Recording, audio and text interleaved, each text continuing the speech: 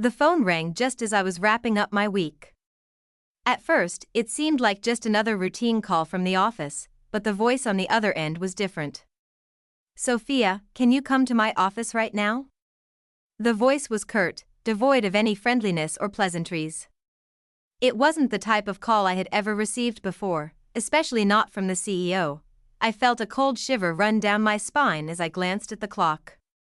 It was Friday afternoon, the end of a long week, and I had just wrapped up a productive day. There was no reason to be called into his office unless something was urgent. But even with all my years of corporate experience, I couldn't quite put my finger on why this felt so different. I stood up slowly from my desk, trying to calm the growing knot of anxiety in my stomach. I had worked at GRW Technologies for nearly 3 decades. I had given everything to this company, the late nights, the missed family dinners, the weekend work that I had thought would pay off. The company had been my life. Or at least, I had believed it was, but as I walked down the hallway toward the CEO's office, something inside me told me this was no ordinary meeting. Why now?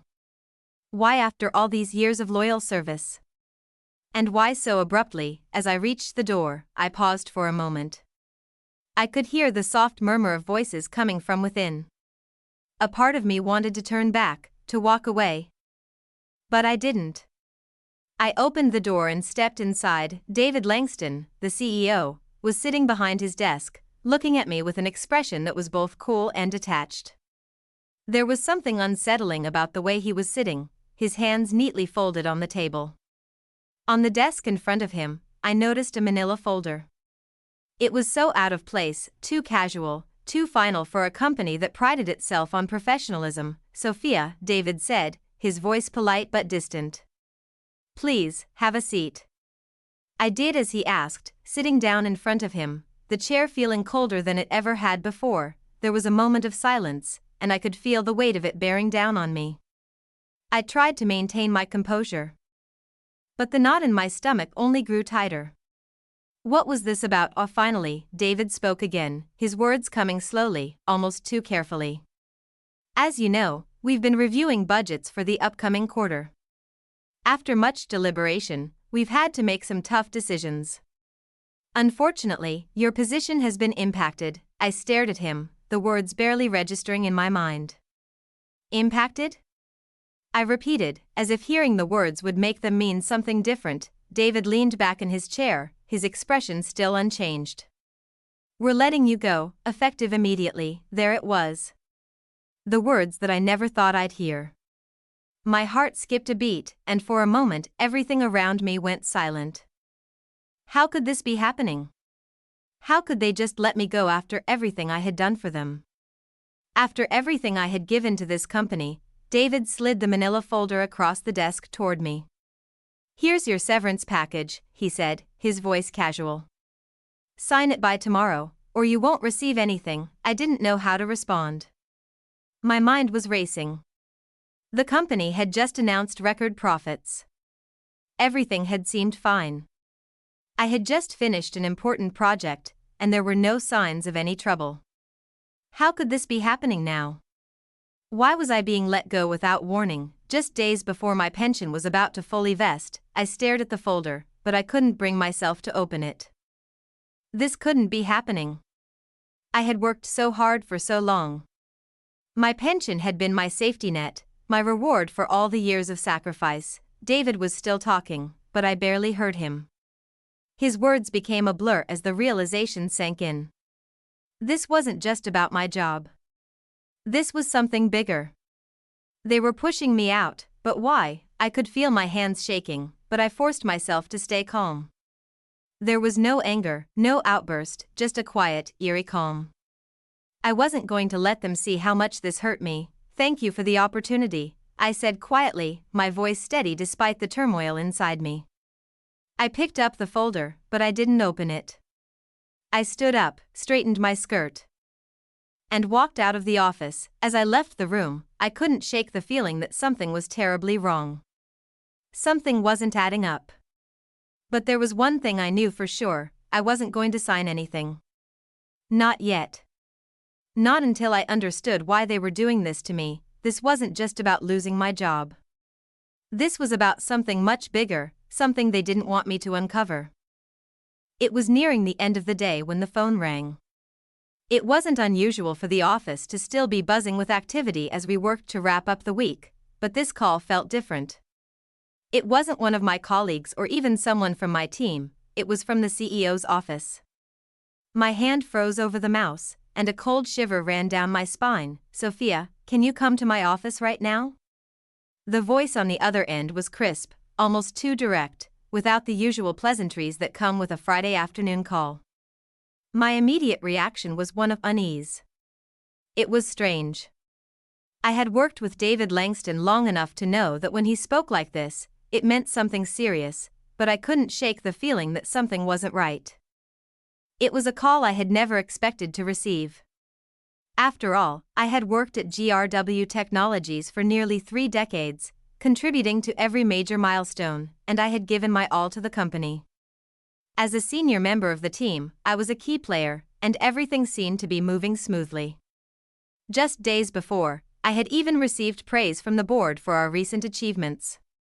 So, why was I being summoned at this hour? My mind raced as I walked down the corridor toward his office.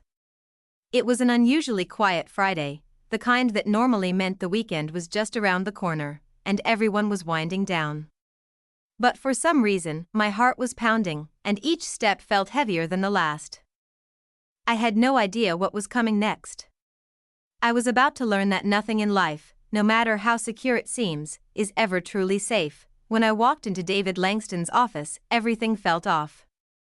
The sleek, polished desk, the minimalist decor, and the soft lighting all seemed the same, yet there was something cold and impersonal about the space that unsettled me.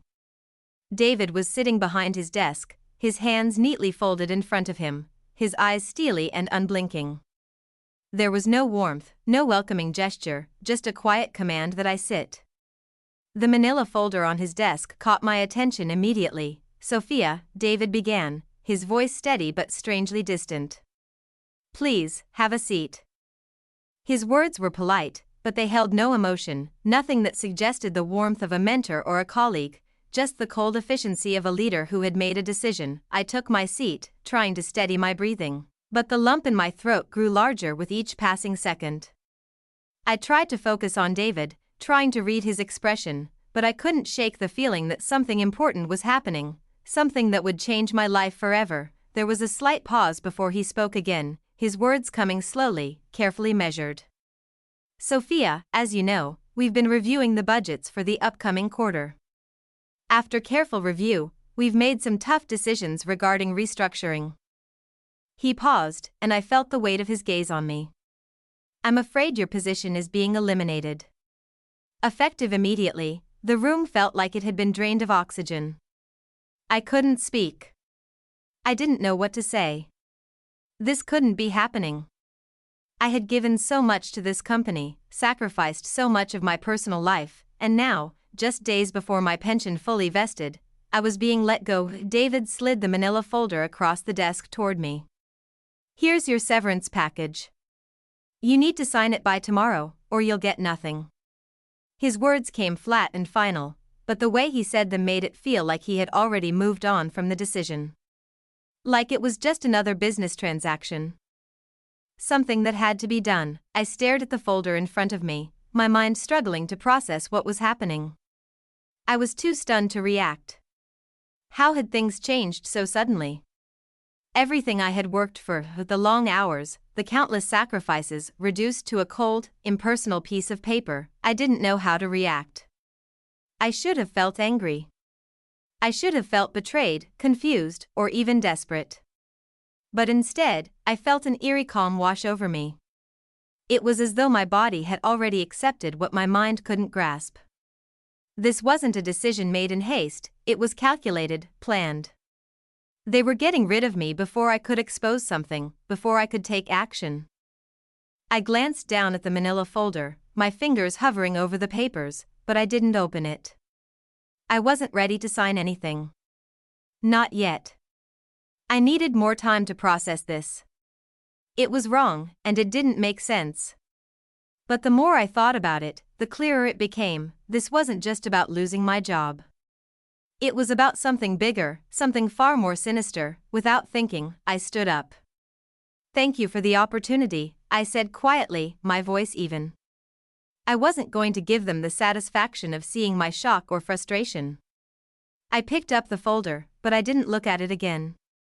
I wasn't going to play their game. Not yet.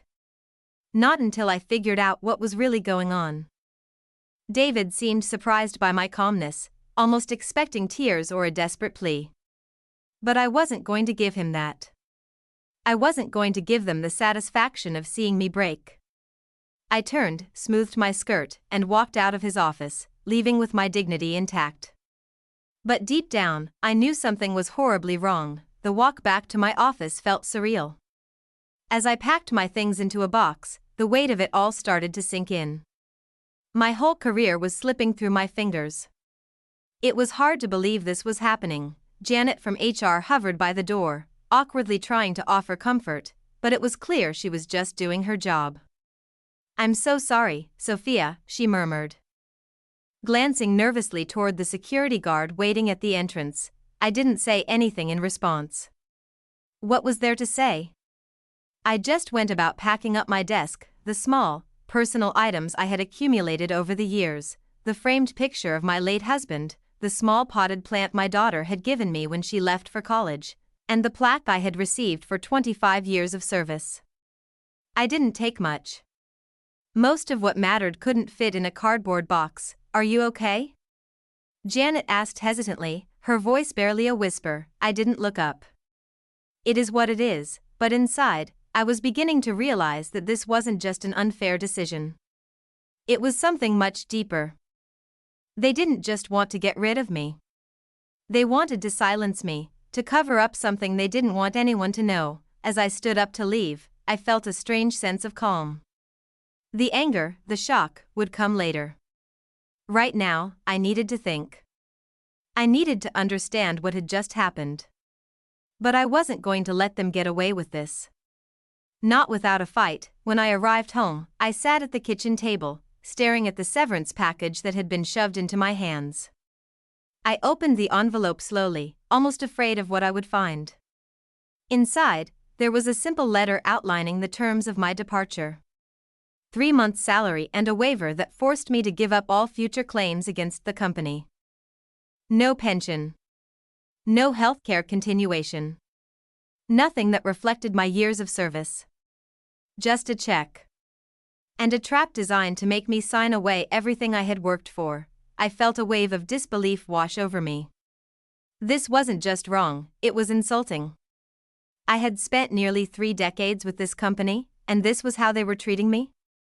After all the hours, all the sacrifices, all the years of service? This was how they repaid me. They thought I would sign this quickly, out of fear or desperation. But they were wrong. I wasn't going to be silenced. Not this time. I wasn't going to sign away everything I had earned just to make them comfortable. I set the papers aside and took a deep breath. I wasn't finished yet. I stood up and walked to my office, where I kept a fireproof lockbox, a habit I had developed over the years. I had always kept important documents, just in case. Now, those documents would be my weapon. I needed them more than ever. The fight was just beginning. And I would make sure that no matter what happened, the truth would come out. I sat in front of my desk, the manila folder still unopened on the kitchen table, its contents mocking me. The words on the severance package burned in my mind, but it wasn't the severance that weighed on me. It was what I knew, what I had discovered over the last few years, and what I couldn't yet prove. As I stared at the folder, I thought about all the late nights and weekends I'd spent working, reviewing financial reports, and examining the company's books. There were always discrepancies. Small at first, numbers that didn't quite match up, reports that didn't make sense, but I had always assumed it was just human error. After all, mistakes happen. But the further I dug, the more I began to see a pattern. For years, I had kept meticulous records, documenting everything I found. Every memo, every meeting, every email that raised questions about our financial practices was filed away in my office. I had the evidence, but I couldn't do anything with it. Not until now. Now, I had a choice to make.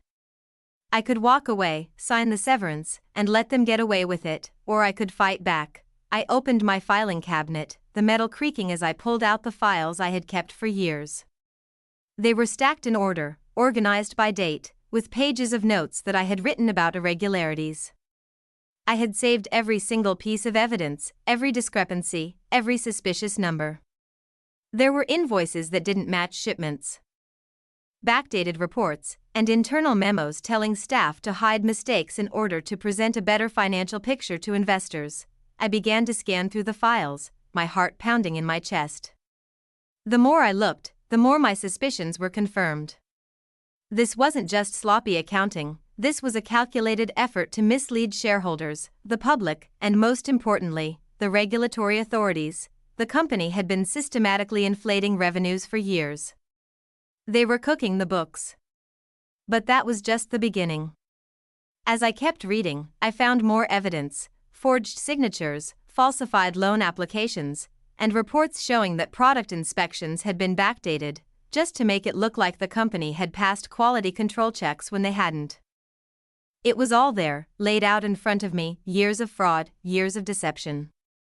It was more than I had ever imagined, and it all pointed to one thing: David Langston. As the pieces of the puzzle fell into place, I could feel the weight of the situation grow heavier. The fraud wasn't just a few isolated incidents, it was a deliberate effort, a well-oiled machine designed to deceive everyone from the shareholders to the employees. And it all came to a head when David Langston took over as CEO.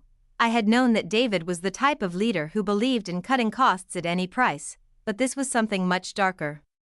His initiatives, streamlining operations, as he liked to call it, were really about hiding the truth. About making the numbers look better than they really were. I had fought against some of his cost-cutting measures, refusing to certify compliance on several occasions when I knew they were circumventing regulations, but when I started going through the financial reports, I saw the extent of the manipulation. The company had been reporting inflated profits, pushing the numbers to make the books look clean for investors. They had been hiding losses, overstating revenues, and manipulating everything from inventory records to client contracts. I looked through the emails I had saved, where senior executives discussed ways to hide discrepancies and pass off false reports as legitimate. They were all complicit: David, the board members, and the financial officers. They had created a culture of deception, and it had been allowed to flourish for years. At first, I had thought my role was just to catch small mistakes. But as I looked at the scale of the fraud, I realized I was dealing with something much bigger, something that could cost the company millions, maybe even billions, once the truth came to light. This wasn't just corporate negligence, this was a conspiracy. And then, as I sat there in my office, it hit me: I had the evidence. I had everything I needed to take them down. I could no longer stay silent. But it was dangerous. Going public with this would mean exposing myself to retaliation. I couldn't just walk into the CEO's office and demand accountability. This had to be handled carefully. It had to be done by the book. The decision to fight back wasn't easy. I had spent my entire career at GRW, and it felt like a betrayal to even think about going up against the very company that had once been my home. But the more I thought about it, the clearer it became: I couldn't let this slide. I had been loyal to this company for nearly 3 decades, working tirelessly to ensure that we followed the rules, that we stayed compliant. I had given up so much of my personal life for this job, and now they were throwing me away like a piece of paper.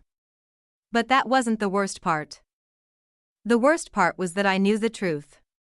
I knew that the company had been hiding their mistakes, manipulating numbers, and defrauding their investors, and I couldn't just let them get away with it. I reached out to Gregory Santos, a former CFO at GRW who had left the company years ago to work for the Securities and Exchange Commission. He had always respected my diligence and my commitment to doing the right thing, even when it wasn't popular. When I called him, I was clear about my intentions. I need your help, I said. I have evidence of fraud at GRW. I need to know what my options are. Gregory was silent for a moment. I could hear the concern in his voice when he finally spoke. Sophia, what you're describing is serious. You're not just dealing with a few mistakes, this is securities fraud. If you have the evidence, you need to go to the SEC. The conversation was a turning point. I had never imagined myself in a position like this, but now that I had the proof, there was no going back. I couldn't sit idly by and let them continue their lies. Gregory outlined the whistleblower protections available to me through the SEC and advised me to be careful, to secure the documents, and to not sign the severance agreement. He told me to prepare for a fight, one that would not be easy, but one that was necessary. I'm not signing anything, I told him firmly. Not until I know they can't cover this up. The twist in this story was something I hadn't seen coming. I had expected the company to retaliate in some way. I knew they wouldn't let me go quietly.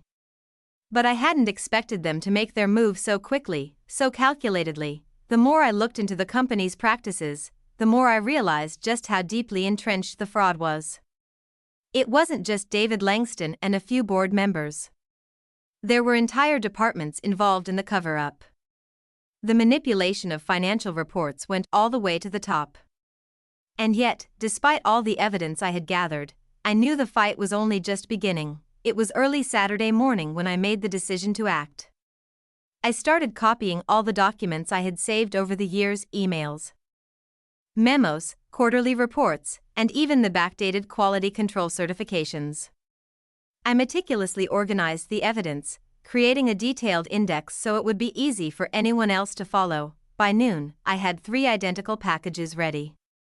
One was for the SEC, one for my own personal records, and one for leverage, just in case I needed it down the road. I knew this wouldn't be easy, and I knew I'd be putting myself at risk. But at that moment, I wasn't thinking about the risks. I was thinking about the truth.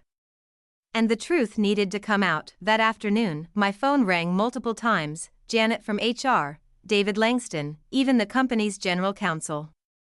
They were all desperate for me to sign the severance paperwork. David's voice was tight with urgency. Sophia, I can come by and pick up the paperwork if you want. Just sign it, and we can move on. The more they pushed, the more I realized just how desperate they were. They were trying to shut me up before the weekend ended. But I wasn't going to let that happen. I wasn't going to let them control the narrative. Saturday morning came, and I spent the entire day preparing. I copied every document, every piece of evidence that could prove what I had uncovered. I even made copies of emails that instructed staff to alter records and backdate certifications, showing just how deep the corruption ran. By noon, I had everything organized. I triple-checked my files, ensuring that I had everything in order. I knew I had to be careful. One wrong move and they could try to discredit me. I also started preparing a detailed timeline, one that would show exactly how long this had been going on, when it started, and the role that David and other executives had played in it. I couldn't afford to miss a single detail.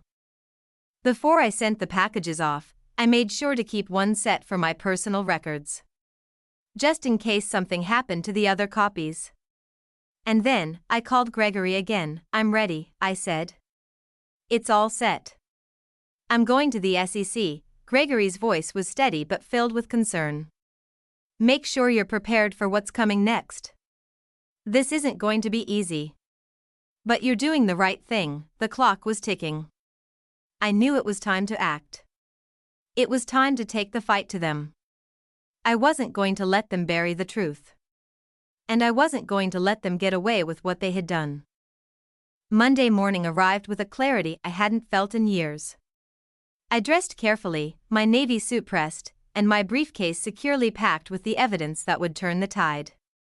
There was a certain calmness in the way I moved now. I knew this was the right decision, and even though it felt like stepping into unknown territory, I wasn't afraid.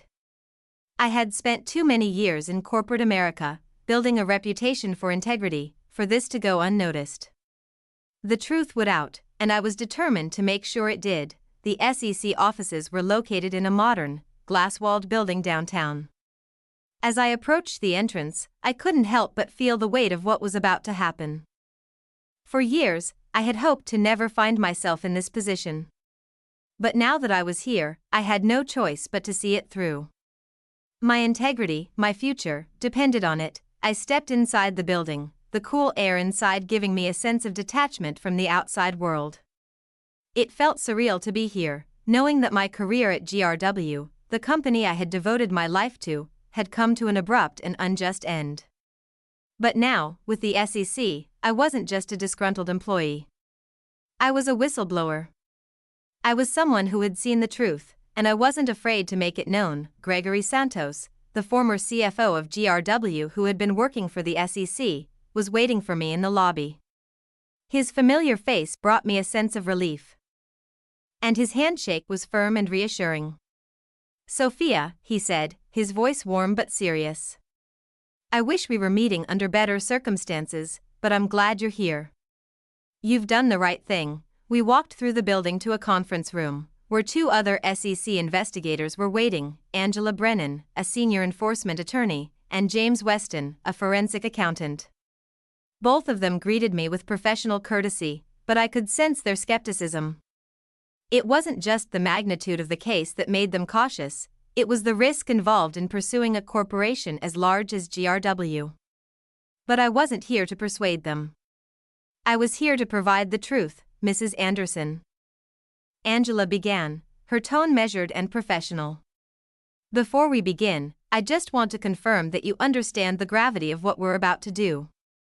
Once we take this information, the investigation will become official.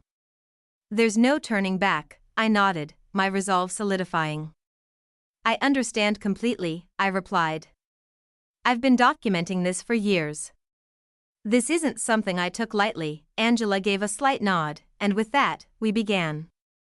Over the next few hours, I walked them through the documents I had prepared, the invoices that didn't match shipments, the backdated quality control certifications, and most importantly, the memos and emails where senior executives had given explicit instructions to alter reports and falsify records. The scale of the fraud became clearer with every piece of evidence I presented. James Weston, the forensic accountant, reviewed the financial documents with growing concern. "These discrepancies aren't small," he noted. "The company has been systematically overstating its revenues by at least 18% for the past 2 years. Angela's face hardened as she looked over the documents.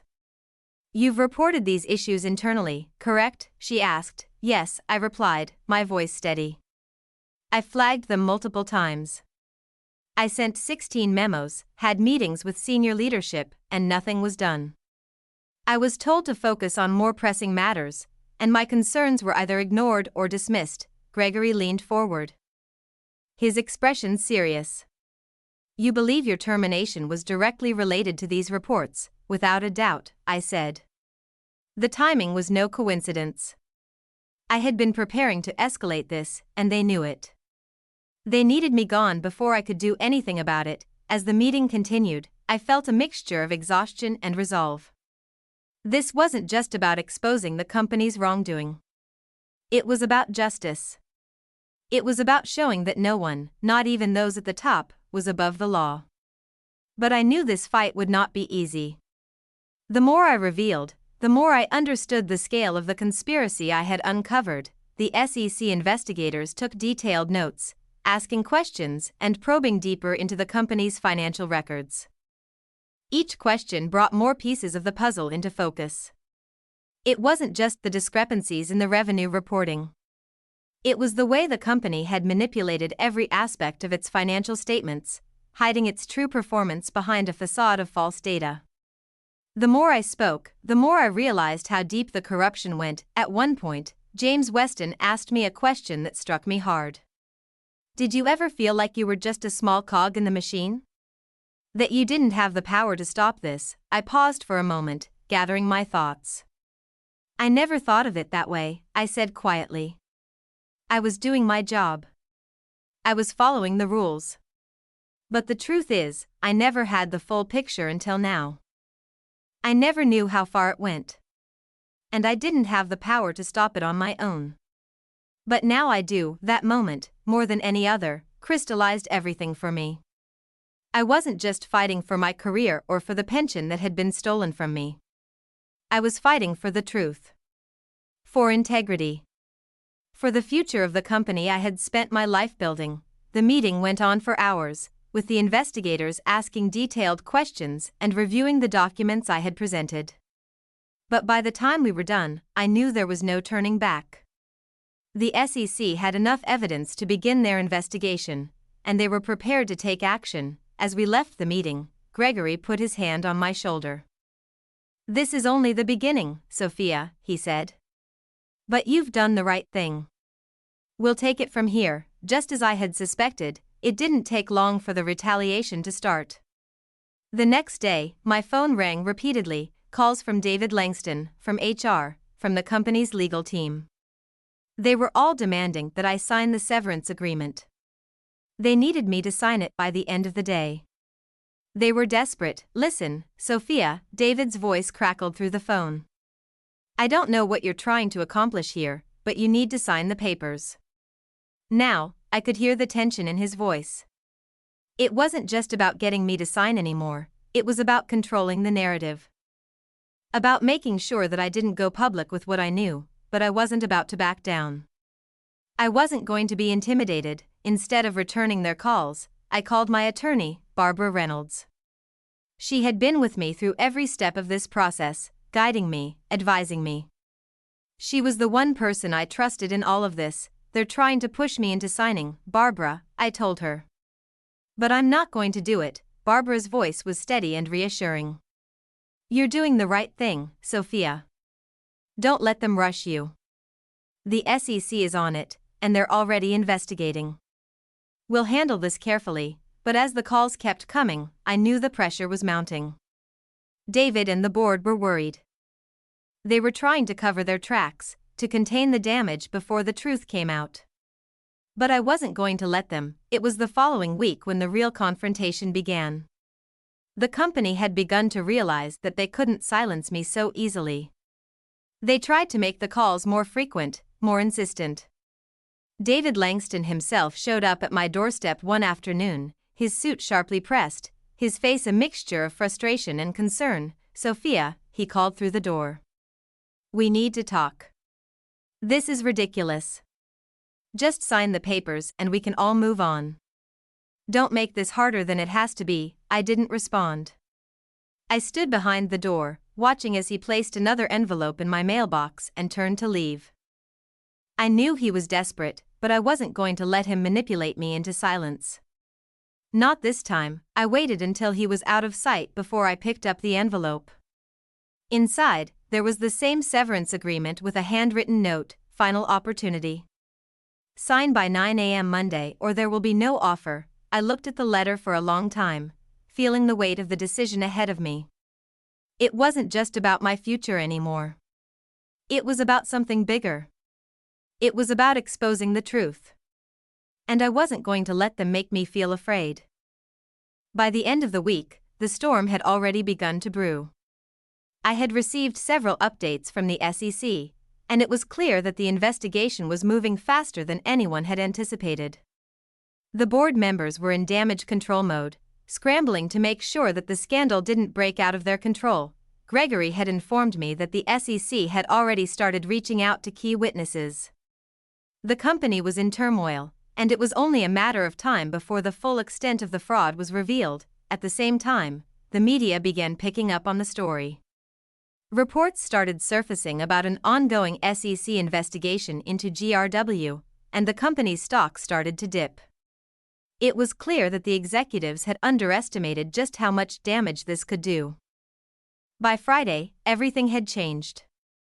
The SEC had confirmed that they were investigating criminal violations, and the company was facing serious legal action.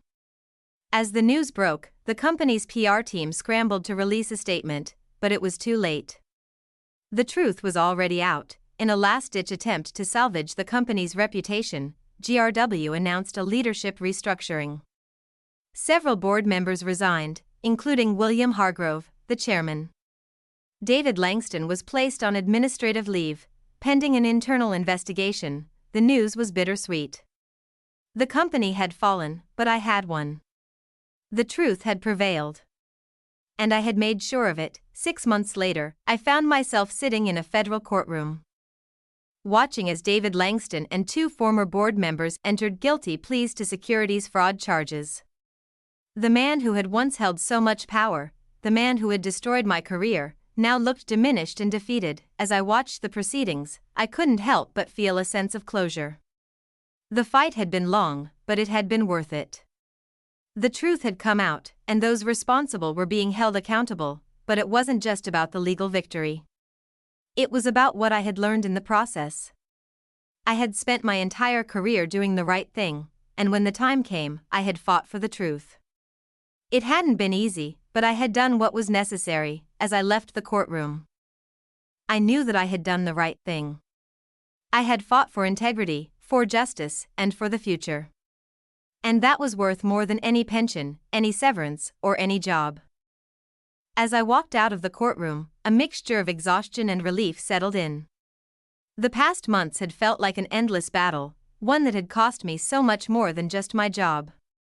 But now that it was over, I couldn't help but feel that a weight had been lifted off my shoulders. The legal victory was important, but it was not the only reward.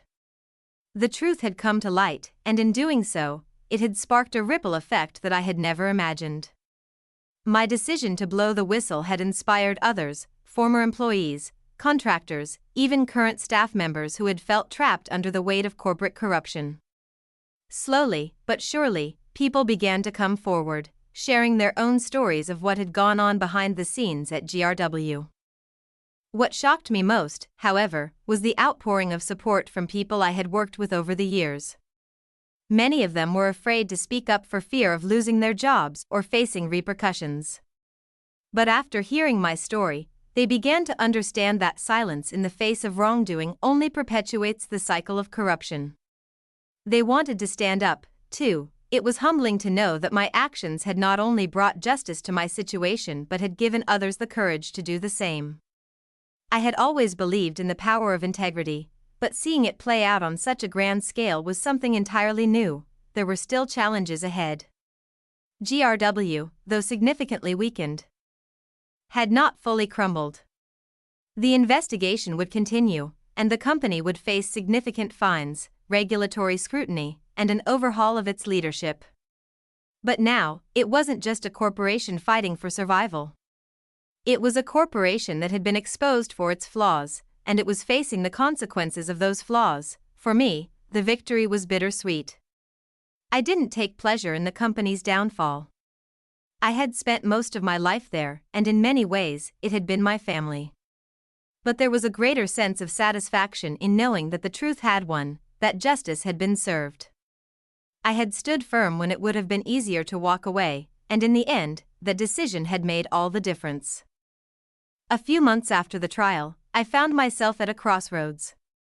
The legal battle had concluded, and GRW was restructuring under new leadership. The company had offered me a consulting role, an invitation to help rebuild what had been broken. It was a tempting offer, but deep down, I knew it wasn't the path I wanted to take. Instead, I chose to step away from the world of corporate politics. After so many years of fighting battles behind the scenes, I needed a fresh start. I had always been passionate about helping others, particularly those who had been silenced or overlooked. I began volunteering at local nonprofits, working with organizations that supported women in business and whistleblowers who were too afraid to speak up. It was a fulfilling way to use the skills I had honed over the years, but in a way that felt right for me. Through these new endeavors, I realized that there was more to life than corporate success. I had spent so many years chasing promotions, chasing the next big project, that I had neglected other parts of my life.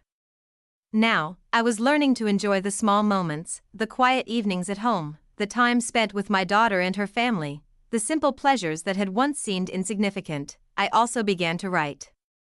I had kept a journal throughout my career, and over time, those entries turned into stories about the corporate world, about integrity, and about the power of standing up for what's right.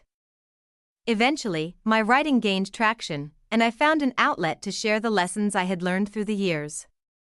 My story was no longer just mine, it had become part of a larger narrative about accountability, courage, and change. One evening, as I sat by the lake near my new home, I reflected on how far I had come. My life had changed in ways I never expected, but I had found peace in knowing that I had stayed true to myself. My actions had rippled out, creating changes I couldn't have foreseen, but that I was deeply proud of. As I sat with my daughter, Elizabeth, one Sunday afternoon, she asked me a question that I had never expected. "Mom, do you regret staying at GRW all those years?"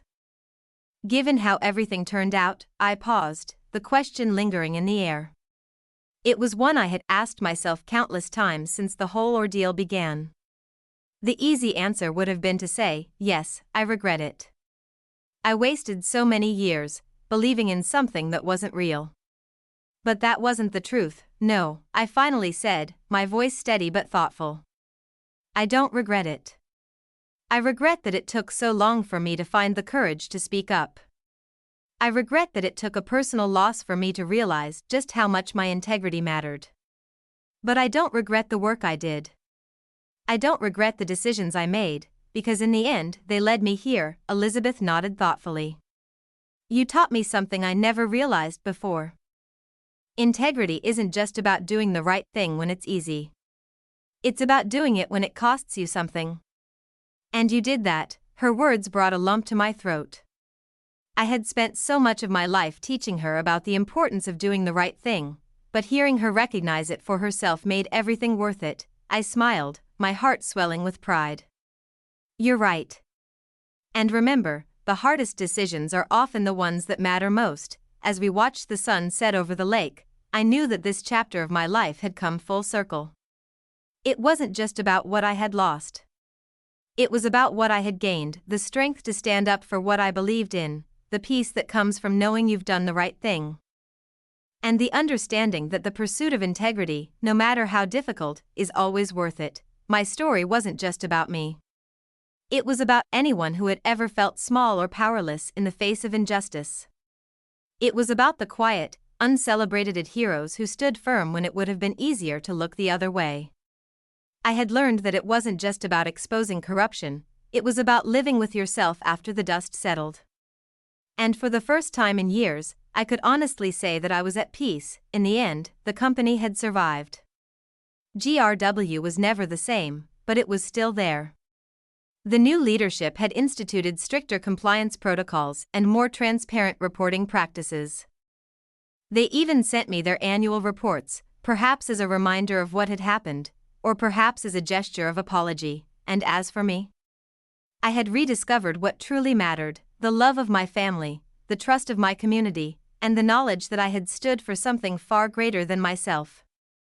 As months passed, life began to settle into a new rhythm.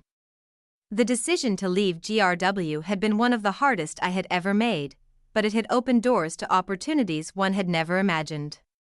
My work with nonprofits grew, and I found myself constantly meeting new people who had walked similar paths, who had also found the courage to stand up, speak out, and expose the truth, even when it seemed easier to stay silent.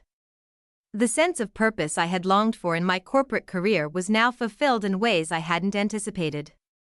I wasn't just helping others navigate their struggles, but I was also offering them a platform to tell their stories. I realized that my journey, however painful, had become a beacon for others. A reminder that it's never too late to take action, no matter the cost. It was at one of these nonprofit gatherings that I met Allison, a former employee of a company embroiled in a similar scandal.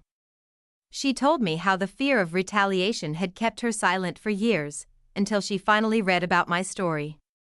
My courage had inspired hers, and she had taken the first steps toward exposing the fraud at her own company.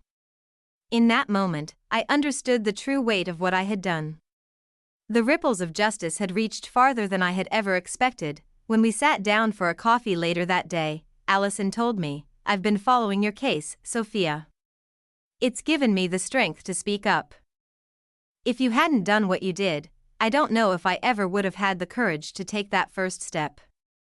Her words, simple as they were, hit me with full force. I had done more than just expose a corporation's wrongdoing. I had sparked a movement, no matter how small it seemed at the time. And with that, I understood that the most significant thing we can do in life is not just survive, it's to help others do the same. I often think back to the long, grueling days at GRW, the endless meetings, the late nights reviewing documents, the constant pressure to meet deadlines. I had been so focused on climbing the corporate ladder, on securing the future that was promised to me by my pension, that I lost sight of everything else. But in hindsight, I see that every step of that journey was part of the person I became. Now, I could look back without regret. The path I had taken had led me to a place where I could do more meaningful work, more impactful work than I ever thought possible. It wasn't easy to leave everything behind: my role at GRW, the stability I had fought for, and the friends I had made over the years. But in leaving, I had gained something far more valuable: the ability to live authentically, without the fear of compromise. One afternoon, as I sat at my kitchen table with my daughter, Elizabeth, she said something that caught me off guard. "Mom, you've always said that integrity is about doing the right thing, no matter the cost. But I've seen you live that. And that's why I admire you so much. You didn't just talk about it, you showed me how it's done." Her words left me speechless for a moment. I had never fully understood the impact of my actions until she said that. I had hoped to be a good example for her, to show her what it meant to stand up for what's right. But hearing her say that, it made me realize just how far-reaching the lessons we teach through actions really are. Elizabeth's support during this entire ordeal had been unwavering. She was proud of me, not just because I had exposed a major corporate scandal, but because I had done it without compromising my values. Watching her grow into a woman who understood the importance of integrity made all the sacrifices worth it. And with that realization, I found peace. As the years went on, the lessons from my journey continued to shape the direction of my life. The company I had once given everything to had been changed by the investigation, but it was still standing. The lessons they had learned from their mistakes would be part of their history forever, and I couldn't help but wonder if they ever thought about the damage they had caused, not just to me, but to so many others. GRW had been exposed for its corruption, but it had also become a case study in corporate governance. Professors in business schools had started using the company's scandal as an example of what happens when corporate greed and dishonesty are left unchecked. And while that brought some closure, I knew the fight was far from over. There would always be new corporations, new individuals, and new stories of wrongdoing that needed to be uncovered. I had been awarded a substantial whistleblower payment for my role in bringing the truth to light. But more than the money, the greatest reward was the knowledge that I had made a difference. That I had been able to turn my pain, my loss, into something that could help others. There were still days when I would look back on the events that had transpired, the shock of being let go, the feeling of betrayal, the long nights of preparation. But I had learned that even the darkest moments could be used as stepping stones. And while the scars remained, they were no longer reminders of the pain I had suffered.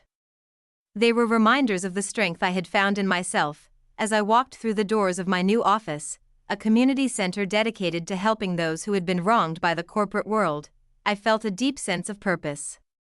I wasn't just rebuilding my life, I was helping others rebuild theirs. It was a humbling experience to witness the resilience of those who had faced their own struggles, and to know that I was a part of their journey. My story had come full circle. From the cold boardroom to the warmth of community service, I had found my place in the world. And with that, I knew my work was far from finished. As I sit here today, I often reflect on the lessons life has taught me. I never imagined I would find myself in this position. I had always been content with the steady path I had carved for myself, believing that loyalty, hard work, and integrity would lead to a comfortable and fulfilling life. But life, as I learned, doesn't always follow a predictable path. My decision to blow the whistle on GRW was not one I took lightly. It cost me my career, my financial security, and the life I had worked so hard to build. But in return, it gave me something far more valuable: a sense of peace, a sense of purpose, and the opportunity to rebuild my life in a way that aligned with my true values. When I think back on everything I've learned, I realize that integrity is not just about doing what's right when it's easy. It's about standing firm in your beliefs, even when doing so requires personal sacrifice. It's about choosing the harder path when it's the right one. And it's about knowing that, no matter how difficult the journey may be, standing by your values will always lead you to where you're meant to be. So, to anyone who finds themselves standing at the crossroads of integrity and convenience, I say this: choose the path of integrity. It may not always be the easiest, but it will always be the one that leaves you with peace of mind, knowing that you did the right thing, no matter the cost. I learned that the journey is never truly over. Even as the years passed and the dust from the GRW scandal settled, my journey continued. Each new challenge, each new opportunity, was just another chapter in the story of my life, a story that had been shaped by every decision I made along the way. It's been years now since I left GRW, and while the scars of that time may never fully fade, I no longer view them as marks of failure. They are reminders of the strength I found in myself when I stood up for what was right. They are symbols of my resilience, my determination, and my commitment to always doing what was necessary, even when it meant going up against the most powerful forces in the room. Today, as I look back, I realize that the greatest lesson I learned wasn't about corporate fraud or whistleblowing. It was about knowing that doing the right thing, even when no one else is watching, is what ultimately gives life its meaning. It's what allows us to look ourselves in the mirror and be proud of the person we see staring back at us, and that, I believe, is the true measure of success. It's not about how many promotions you've earned, how much money you've accumulated, or how many titles you've held. It's about whether you can look back on your life and know that you lived it with integrity. That, in the end, is what matters most. My story isn't unique. It's one of many. And it's just the beginning of a much larger conversation about accountability, corporate ethics, and personal responsibility. But I hope that by sharing it, I've inspired others to find the courage to stand up for what's right, no matter the cost. Because in the end, truth always has a way of finding its way to the surface, no matter how deep the lies run. As I reflect on everything that's transpired, on the victories, the struggles, and the losses, I realize that the story is not just mine. It belongs to all those who have ever had to make a hard choice, to stand up when it was easier to remain silent, to fight for truth when the world seemed to be stacked against them. It's funny how life can lead you down paths you never expected. I had spent so many years in the corporate world, climbing the ladder, believing in the promise of security and success that came with it.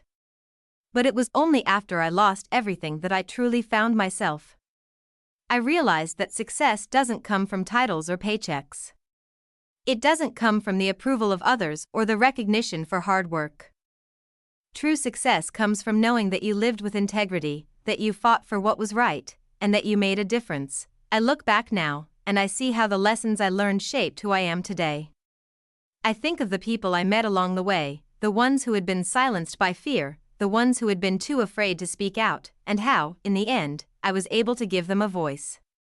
And in return, they gave me the courage to keep going, even when the road seemed endless. I also think of Elizabeth, my daughter. The most important thing I ever wanted to pass on to her wasn't a career or material success, but the ability to stand firm in her values.